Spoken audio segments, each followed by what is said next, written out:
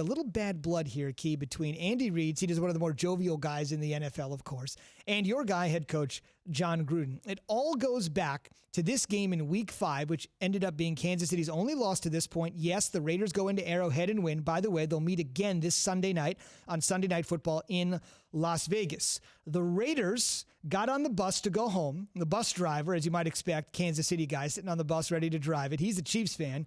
He's given Gruden some grief about the win, and that's because the Raiders took a victory lap around the parking lot at Arrowhead before departing for the airport. Look, we don't have our fans here. Raider fans are everywhere. We're going to celebrate by just taking a victory lap around the parking lot.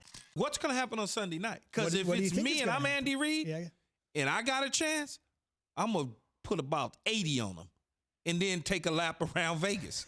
That's how you get back at him.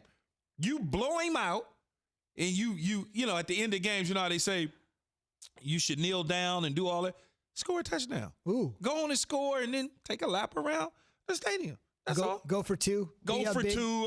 Go for two. Onside kick up big. Just why not? Why not just do it? I bet you the players would love to do it. And I think it's great because this division has been dominated for so long by just a couple teams. For the most part, Denver, obviously, in the Peyton Manning days. And then they actually, won the division with Tebow, believe it or not. And then obviously the Chiefs' domination since Patrick Mahomes arrived on the scene. So I think it's really great to have a team like the Raiders with the massive fan base be right there, right in the thick of everything. It makes the division so much better. So let's ask this question. So the Raiders currently sit here at 6-3, as I mentioned, the only team to knock off the Chiefs. Again, they'll meet Sunday night in Vegas for round number 2. We'll see if the Chiefs can escape with the season split.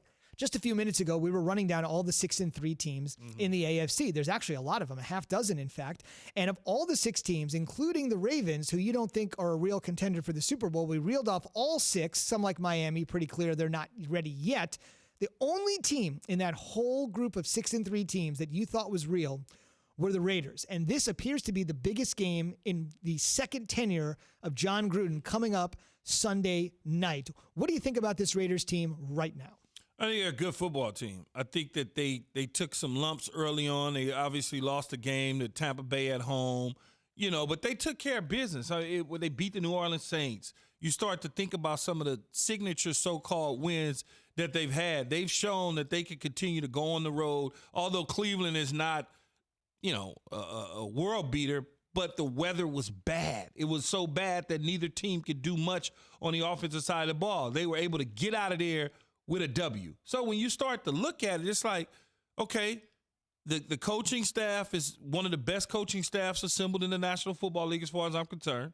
They have talent on the offensive side of the ball. You think about the schedule that they're faced with coming up. They got the Falcons, the Jets, the Colts, the Chargers, and the Dolphins.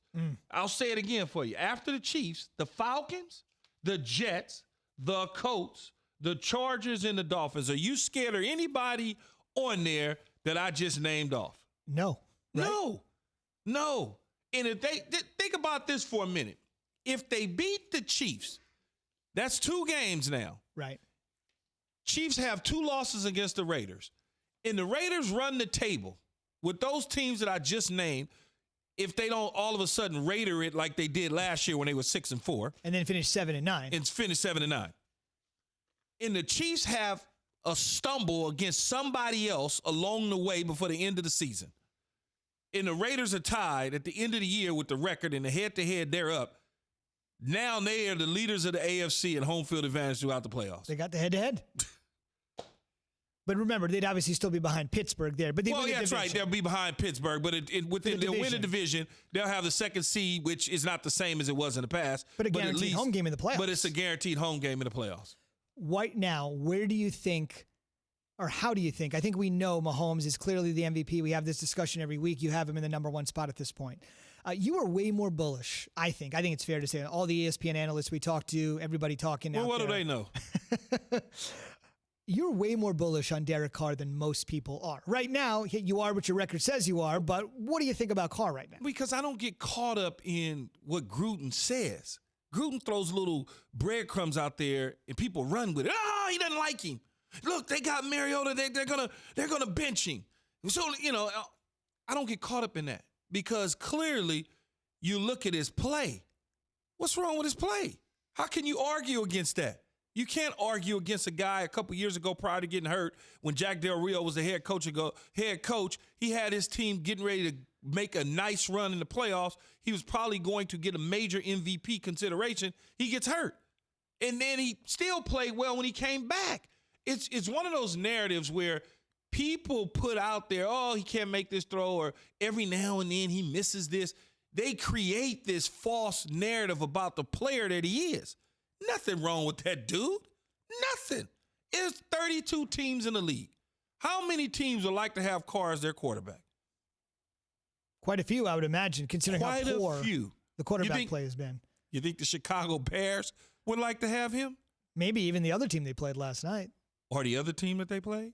I mean, so when you start to look at it, he's at the back. He's in that 7, 8, 9, 10 category of top quarterbacks in the NFL. And that would make you a top 10 quarterback. One other note I wanted to mention, they instituted the NFL bye, giving everybody a week off about 30 years ago. And coming out of the bye, there has been no coach better than Andy Reid, 18-3 following the bye for him.